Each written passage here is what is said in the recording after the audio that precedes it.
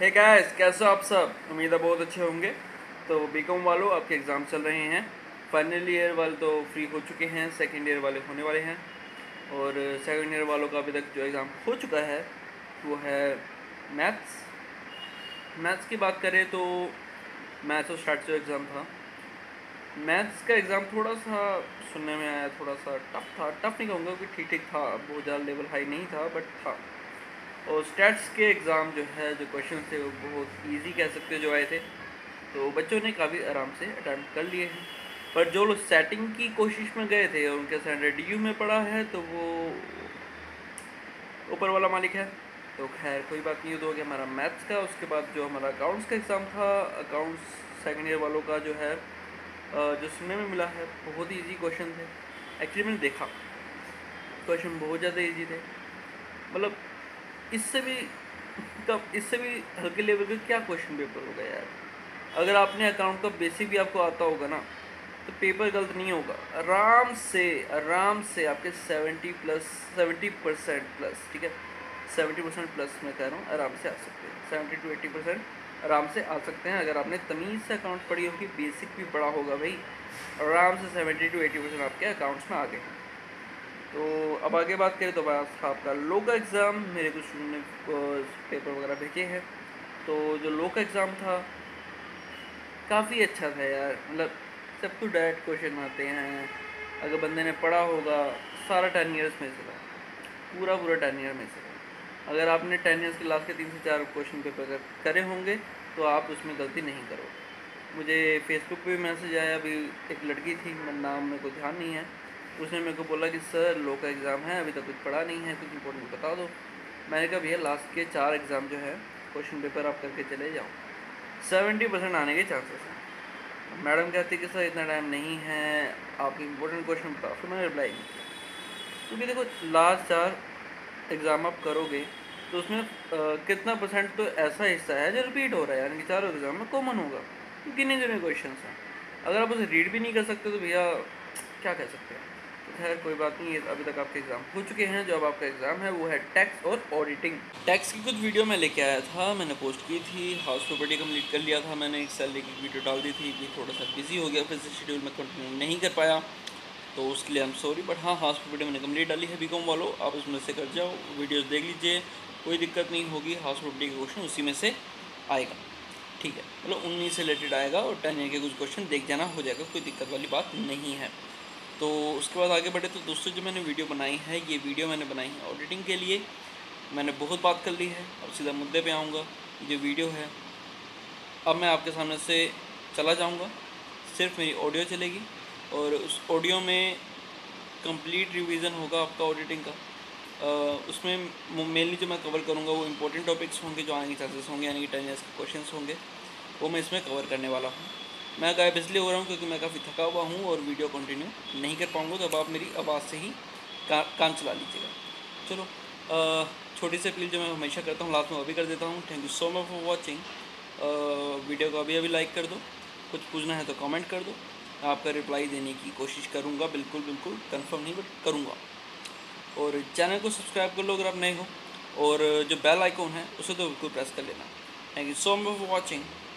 जय हिंद, जय भारत। शुरू करते हैं ऑडिटिंग का super fast revision for BCom second year, taxation and auditing, ठीक है।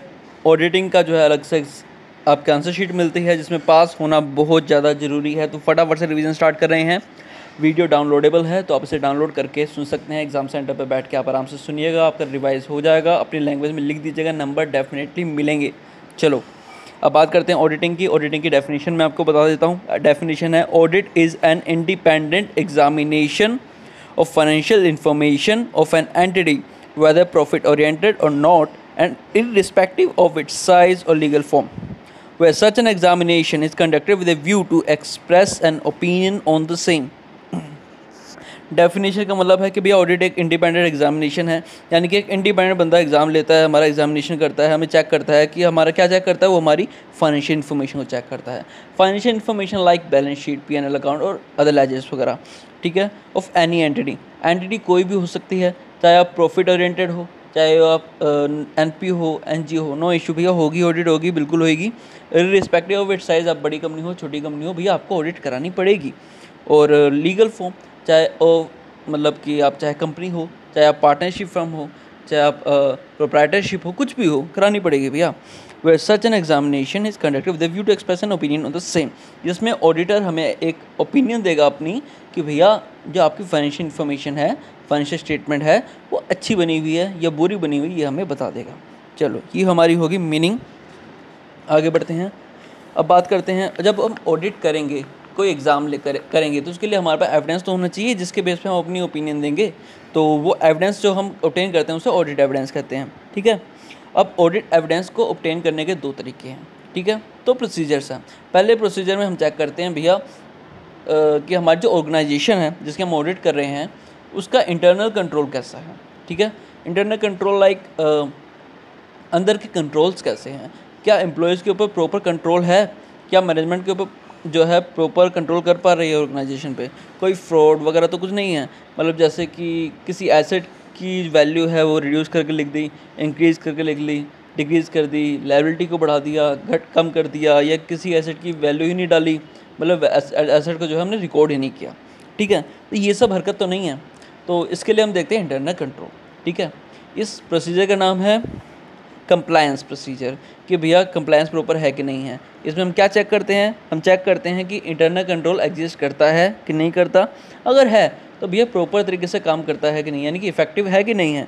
तो चलो ठीक है, आपका इंटरनल कंट्रोल सिस्टम है, वो इफेक्टिव भी है, पर क्या वो कंटिन्यू रहता है, यानी कि एक या 2 दिन कंट्रोल तो नहीं रहता, बाकी दिन सब अपनी मर्जी से काम कर रहे हैं, ऐसा नहीं होना चाहिए, ठीक है। तो 3 चीज़ें, एग्जिस्टेंस ऑफ इंटरनल कंट्रोल, दूसरा ऑपरेटिंग इफेक्टिवनेस, और जो तीसरा है कॉन्टिन्यूटी, ठीक है। फटाफट आगे बढ़ते हैं। अब करते हैं सब्सटैंटिव प्रोसीजर। पहला था कंप्लायंस प्रोसीजर, अब है सब्सटैंटिव प्रोसीजर। कंप्लायंस प्रोसीजर में हमने देख लिया भाई अंदर के कंट्रोल कैसे हैं, मैनेजमेंट का कंट्रोल है कि नहीं है, एम्प्लॉय तमीज़ से काम करते हैं कि नहीं करते। अगर हमें लगता है कि एम्प्लॉयज़ वगैरह बहुत अच्छा काम करते हैं, फ्रॉड होने के चांसेस बहुत कम हैं, तो भैया आगे के जो हमारे प्रोसीजर रहेंगे ऑडिट के वो हम लिमिटेड लगाएंगे, ना उन्हें परेशान करेंगे ना हम परेशान रहेंगे। पर अगर हमें पता लगा कि उनका इंटरनल कंट्रोल बहुत अच्छा नहीं है, सब अपने अपनी काम में बिजी हैं, हम लोग कोई कुछ कर रहा है, कोई कुछ कर रहा है, कोई मिलके फ्रॉड कर रहे हैं, कोई गलतियां कर रहे हैं, करे जा रहे हैं, किसी को पता ही नहीं लग रहा, किसी को लेना देना नहीं, तो भैया ऐसे केस में जो ऑडिटर है वो ऑर्गेनाइजेशन को तंग करेगा। कैसे तंग करेगा? ऑडिट प्रोसीजर को बढ़ा के, स्ट्रिक्ट काम करके, ठीक है। चलो ठीक है, यहाँ तक हमारा हो गया। इसमें सब्सटैंटिव प्रोसीजर में हम क्या चेक करते हैं, हम देखते हैं नंबर 1 मेजरमेंट, की जो ट्रांजैक्शन है वो प्रॉपर तरीके से प्रॉपर पीरियड में प्रॉपर अमाउंट से रिकॉर्ड हुई है कि नहीं है, ठीक है। मतलब ट्रांजैक्शन को प्रॉपर रिकॉर्ड किया गया है कि नहीं किया गया। दूसरा प्रेजेंटेशन एंड डिस्क्लोजर, जो आइटम है वो प्रॉपरली डिस्क्लोज की गई कि है कि नहीं गई है, प्रॉपर क्लासिफिकेशन हुई है कि नहीं हुई है, कि कहीं करंट एसेट को नॉन करंट में डाल दिया, ऐसे हरकतें तो नहीं हो रही हैं। तीसरा कंप्लीटनेस, यानी कि कोई भी एसेट लायबिलिटी अनरिकॉर्डेड ना रह गई हो। अगला जो चेक करते हैं वो करते हैं अक्रेंस, ठीक है। इसमें हम देखते हैं जो ट्रांजैक्शन हुई है वो इसी करंट पीरियड में हुई है कि नहीं हुई है, ठीक है। उसके बाद वैल्यूएशन की, जो एसेट और लायबिलिटी को हमने रिकॉर्ड किया है वो उसी वैल्यू पे रिकॉर्ड किया है कि नहीं किया है। उसके बाद आगे बढ़े तो आ जाता है एग्जिस्टेंस। एग्जिस्टेंस में हम चेक करते हैं जो ऑर्गेनाइजेशन ने बोला है कि मेरा एसेट है वो वाकई एग्जिस्ट करता है कि नहीं करता। ऐसा तो नहीं कि सपोज मेरा एक क्लाइंट था, उसने मेरे को कहा कि सर उस जगह पे मेरा एक घर है, मैं चलो ठीक है, मैं बाइक पे घूम रहा था, घूमते घूमते मैंने बाइक वहाँ पे घुमा ली कि भैया देख के आता हूँ कैसा घर है। वहाँ पे कुछ भी नहीं था, वहाँ पे खंडर था और उसका घर नहीं था। ऐसा तो कुछ नहीं है। चलो आगे बढ़ते हैं। राइट्स एंड ऑब्लिगेशन, इसमें देखते हैं कि भी जो एसेट है वो आपका राइट है कि नहीं, और जो आपकी ऑब्लिगेशंस, आपकी लायबिलिटी आपकी ऑब्लिगेशन है कि नहीं। ये बहुत ज़्यादा नहीं है, आराम से आप कर सकते हैं। ये फटाफट सुन लीजिएगा वीडियो को, चाहे आप स्टॉप करो और थोड़ा सा बैक जाके फिर से ये वर्ड सुन लीजिएगा। चलो अब आगे बढ़ते हैं। यहाँ तक हमारा क्लियर हो गया। फिर आता है इनहेरेंट लिमिटेशंस ऑफ ऑडिट, ठीक है। ये भी काफ़ी इंपॉर्टेंट टॉपिक है, तो फटाफट से समझ लो guys. Inherent limitations of audit काफ़ी इंपॉर्टेंट टॉपिक है, तो तमीज़ से सुन लीजिएगा और अपनी लैंग्वेज में लिख के आ जाइएगा। लिमिटेशन क्या है? Number 1 nature of financial reporting, यानी कि जब हम अकाउंटिंग करते हैं गाइस, जब आपको याद होगा बचपन से, यानी कि 11th क्लास से आप अकाउंट्स करते हुए आ रहे हो, तो अकाउंट में कुछ प्रोविज़न होता है, ठीक है। सपोज़ करो आपने डेटर्स के लिए प्रोविज़न बनाया, ठीक है, और जो बुक में था वो 10,000 पे था और एक्चुअल में प्रोविज़न जो था वो 15,000 होना चाहिए था, तब 5,000 का फिर बाद में प्रोविज़न और बनाते हो। इससे ये मतलब निकलता है जब आपने 10,000 का प्रोविज़न बनाया था तो आपने क्या सोच के बनाया था? आपने कोई एस्टिमेट किया था, आपने जजमेंट लगाई थी जो कि गलत होगी, तो आपको फिर से प्रोविज़न और बनाना पड़ा। तो यही गलतियां हो जाती हैं, इसे कहते हैं नेचर ऑफ फाइनेंशियल रिपोर्टिंग। ऐसी हरकतें जो है इनहेरेंट लिमिटेशन है भैया ऑडिट की। अब गलती तो इंसान से ही होती है। अगला पॉइंट है nature of audit procedures. Nature of audit procedure क्या होता है? देखो भाई, सपोज़ करो आप एक ऑडिटर हो, एक कंपनी में ऑडिट करने गए और जिस कंपनी में गए भैया उसकी जो बुक्स थी ना वो इनकम टैक्स वाले उठा के ले गए, तो भैया आप क्या कहोगे? मुझे किताबें चाहिए, इनकम टैक्स वालों से मांगोगे जो मिल ही नहीं सकती, कैसे कर लोगे भाई? लिमिटेशंस हैं, माननी पड़ेंगी। इसके सिवाय सपोज़ करो आप एक ऑडिटर हो, एक कंपनी में गए, वहाँ पे आपने वाउचिंग करनी है। वो वाउचिंग के लिए भैया इतनी ज़्यादा किताबें हैं कि पूरी एक रूम भर रखा है। भैया इंसान हो, बाहुबली नहीं हो कि आप सारी किताबें चेक कर लोगे।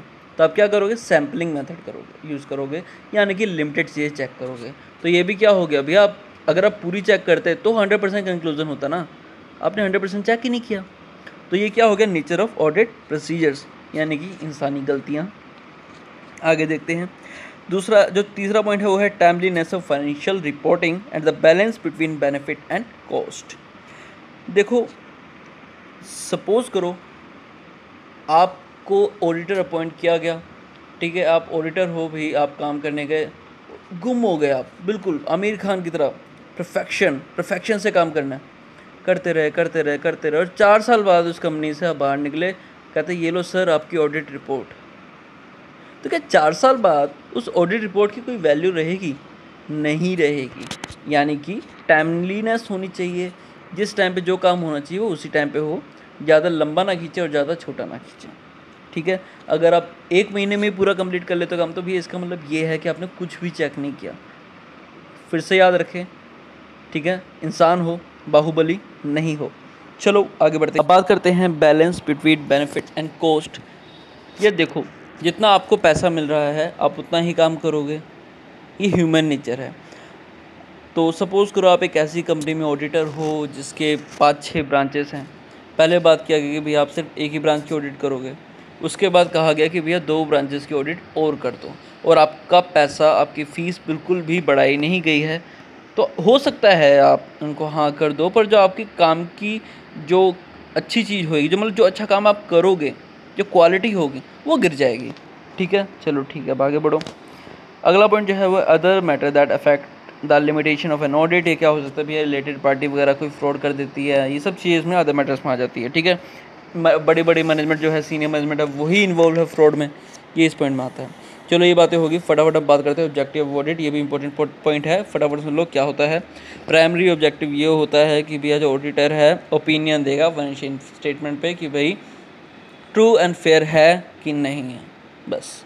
सेकेंडरी ऑब्जेक्टिव ये है कि भैया उसके काम के दौरान अगर उसे लगता है कि भाई जो इस कंपनी में जो कुछ फ्रॉड हुआ है, अगर उसकी नज़र में अचानक से आ गया, तो भैया उसकी प्रॉपर छानबीन करेगा। ये उसकी क्या है? दूसरा ऑब्जेक्टिव है, ठीक है। आप अकॉर्डिंगली इसे उस तरीके से कर सकते हो। ये प्रॉपर नोट्स मैंने अपनी बुक टाइम फॉर टैक्सेस में दे रखे हैं। चलो ये हमारे ऑब्जेक्टिव ऑडिट हो गए, इसमें मैं ज़्यादा टाइम नहीं लगाऊंगा क्योंकि मेन पॉइंट मैंने कीवर्ड आपको बता दिए हैं और ये प्रॉपर एक्सप्लेन करने का टाइम नहीं है, ठीक है। चलो आगे बढ़ो। अब ऑडिटिंग एंड इन्वेस्टिगेशन जो है काफ़ी इंपॉर्टेंट पॉइंट है, एक बार आप टर्नियर में से देख लेना। अब ये क्या समझाऊँ मैं आपको, फटाफट और आगे बढ़ो। यूज़र ऑफ फाइनेंशियल स्टेटमेंट, ये भी आपको उसमें मिल जाएंगे, कोई दिक्कत वाली बात नहीं है। Difference between auditing and accounting important है, वो भी आप टर्नियर्स में से ही करोगे, ओके। चलो अब एडवांटेज ऑफ इंडिपेंडेंट ऑडिट, ठीक है। एडवांटेजेस क्या है इंडिपेंडेंट ऑडिट की, चलो देखते हैं। नंबर 1 जो है, ये सेफ गार्ड करता है फाइनेंशियल इंटरेस्ट। मतलब सपोज़ करो एक कंपनी है, कंपनी में पैसा तो मेंबर्स लगाते हैं ना, शेयर होल्डर लगाते हैं, और चलाता कौन है? डायरेक्टर चलाता है। तो आपका पैसा लगा हुआ है, चला कोई और है, हो सकता है कि वो कोई गड़बड़ कर जाए, तो ठीक है। तो ऐसे में इंडिपेंडेंट ऑडिटिंग आपकी हेल्प करती है, आप भरोसा कर सकते हो कि काम सही चल रहा है। दूसरा, अगर ऑडिटिंग होती रहेगी तो उस कंपनी के एम्प्लॉयज़ को भी डर रहेगा, भैया तलवार लटकी हुई है, अगर कोई गलती करी तो झट से पकड़ लेगा। ठीक है। तीसरा पॉइंट है कि भैया अगर आपकी अकाउंटिंग, आपकी जो बुक्स हैं वो ऑडिटेड हैं, तो टैक्स डिपार्टमेंट वाले जो है आराम से आपकी किताब, आपकी बुक्स पे भरोसा कर लेंगे। लोन वाले आपकी बुक पे भरोसा कर लेंगे और आराम से काम कर सकते हैं। अगर आप बिजनेस को बेच रहे हो, अमलगमेशन वगैरह कुछ रिलेटेड कोई पॉइंट है तो उसमें भी काम आता है। ओके, यहाँ तक डन। अगला पॉइंट है, अगर आपके बिज़नेस में कोई डिस्प्यूट हो गया कि भाई इतना पैसा लेना है या ऐसे कुछ भी A to Z कुछ भी ऐसा हो जाए, तो इसमें भी आपकी जो है हेल्प करती है। और इसके बाद आगे बढ़ें तो डिस्प्यूट कोई ऐसा हो जाए जैसे हायर वेजेस वगैरह का है, लाइक इतना पैसा मिलना चाहिए, इतना है, या बोनस, उसमें जो इनकम की कैलकुलेशन होती है, तो उसके लिए भी ऑडिटेड बुक्स जो है वो काफ़ी काम आती हैं। चलो आगे बढ़ते हैं फटाफट। अगर ऑडिटिंग वगैरह हो रही होगी प्रॉपर तरीके से तो भी आप डिटेक्ट कर सकते हो इतना हमारा वेस्टेज लॉस हो रहा है, इस पर कंट्रोल करो। आगे बढ़ते हैं। आगे बढ़े तो भाई बस आगे आप पढ़ लेना यार, आपको मैंने कम से कम 5-6 पॉइंट बता दिए हैं। ठीक है, चलो आगे बढ़ो।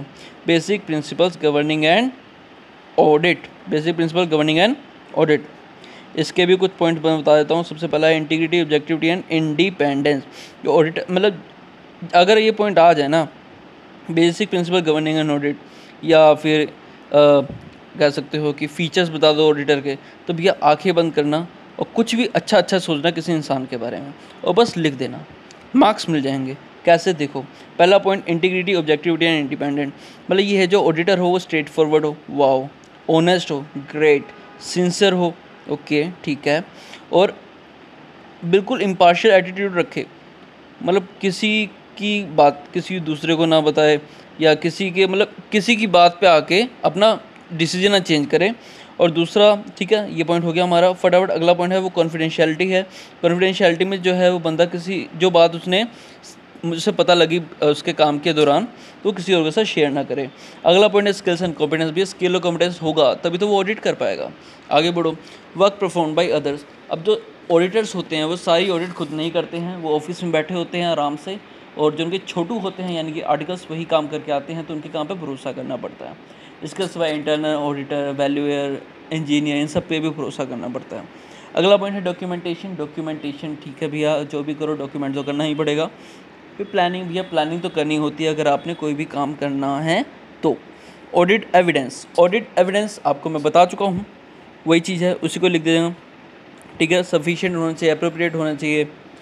ओके, चलो यहाँ तक हमारा कंप्लीट। अब आ जाता है कंपनी ऑडिट। कंपनी ऑडिट में आपको बता दूँ क्या क्या है इसमें। जो है एक चीज़ लिख देना भैया कि जो चैप्टर 10 में ही प्रॉपर आपका कवर होता है, कंपनीज एक्ट 2013 के चैप्टर नंबर 10 में। ये लाइन आप छाप आना, नंबर मिलने के आसार ज़्यादा होंगे। चलो अब आगे बढ़ते हैं। Appointment of auditor. Appointment of auditor की बात बता दूं, आज के लॉ के एग्ज़ाम में भी ये पॉइंट आया था। 7 नंबर का आंसर था। जिसने ऑडिट के नोट्स मेरी बुक में से पढ़े होंगे भैया वो तो छाप के आ गया होगा। चलो देखते हैं। पहला, appointment of first auditor of a company other than government company. ये क्या कहता है कि भैया जो हमारा फर्स्ट ऑडिटर कंपनी है उसे कौन अपॉइंट करेगा, sorry other than government company. ठीक है, इसमें जो है 30 दिन में जो डायरेक्टर है वो अपॉइंट कर लेंगे। कहाँ से 30 दिन? डेट ऑफ रजिस्ट्रेशन से। ठीक है, अगर वो फेल हो जाते हैं तो अगले 90 दिनों में, ठीक है, तो विद इन 90 डेज़ एक एक्स्ट्रा ऑर्डिनरी जनरल मीटिंग बिठाई जाएगी और ऑडिटर को अपॉइंट किया जाएगा। कौन अपॉइंट करेगा?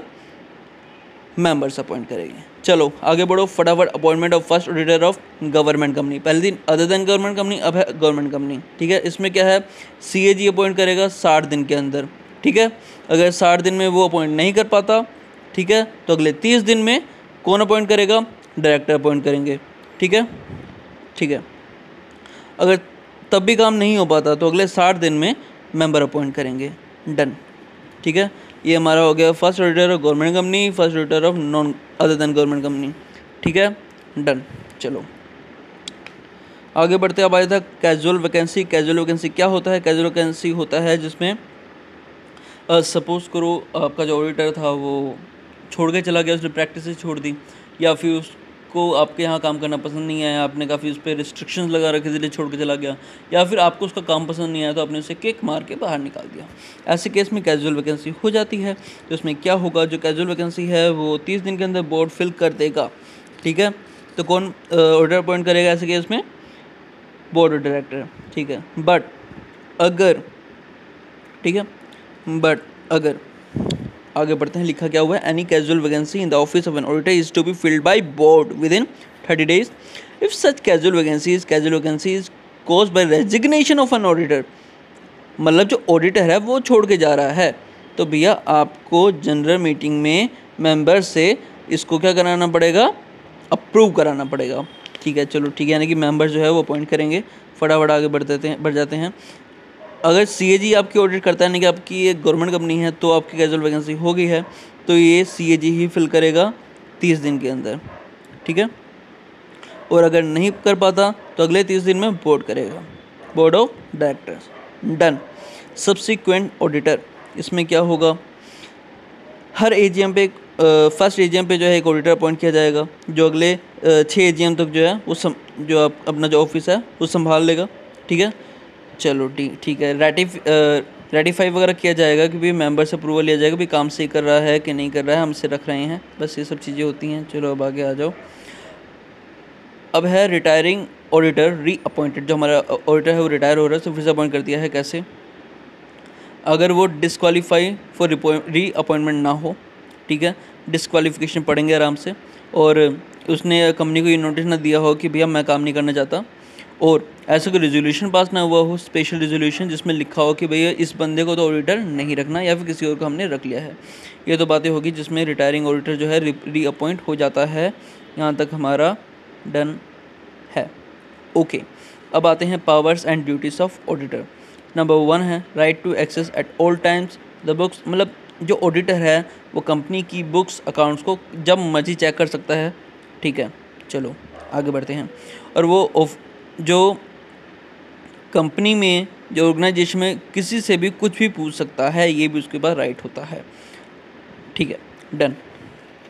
बाकी आप इसी के ऊपर बना के आप कर सकते हैं अपनी लैंग्वेज में, कोई दिक्कत की बात नहीं है, मार्क्स आराम से आएंगे। एक पॉइंट है, नहीं ये ज़्यादा इंपॉर्टेंट मेरे को नहीं लग रहा है, तो छोड़ो इसे। एक बार अगर आपको 10 ईयर में क्वेश्चन मिल जाए auditor not to render certain services, तो एक बार आप कर लेना, अदरवाइज कोई दिक्कत नहीं है।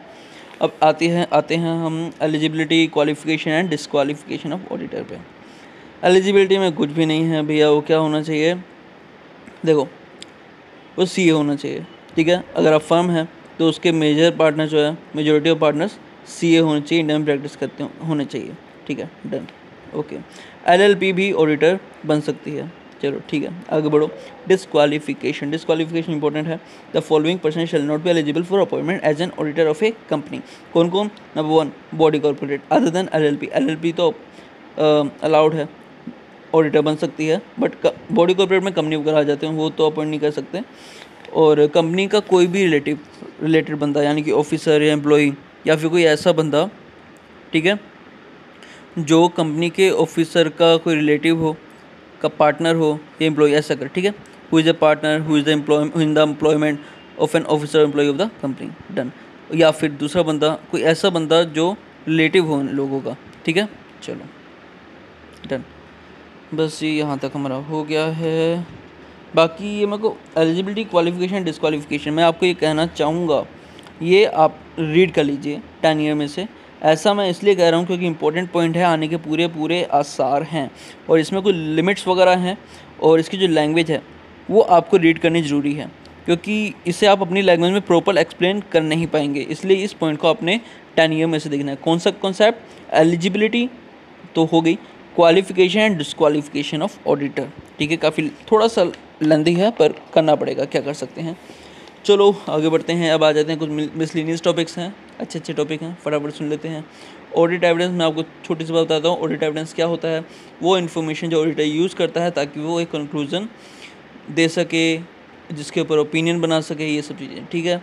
और इसमें क्या क्या होता है? Information of accounting record, financial statement, other information, ठीक है। डन, ठीक है। ऑडिट एविडेंस सफिशिएंट होना चाहिए और अप्रोप्रिएट होना चाहिए, ठीक है। डन, आगे बढ़ो। आगे पॉइंट बढ़ते हैं। अब ऑडिट एविडेंस कैसे, कौन कौन से हो सकते हैं? मतलब उसकी क्लासिफिकेशन एक होता है अकॉर्डिंग टू नेचर, एक होता है according to source. According to nature में आता है visual, documentary and oral. According to source में आता है इंटरनल एंड एक्सटर्नल। डन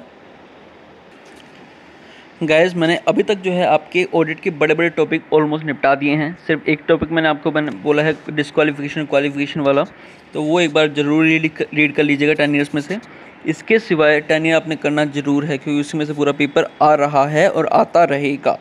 अब कुछ छोटे छोटे टॉपिक्स वगैरह हैं, जैसे surprise check, documentation, audit programme, audit file, audit notebook, ये थोड़े थोड़े आ जाते हैं। तो ये एक बार इस पर आप नज़र कर लीजिएगा, इंपॉर्टेंट पॉइंट है। मोस्टली मैंने ऑडिट जो है आपको रिवाइज करा दी है।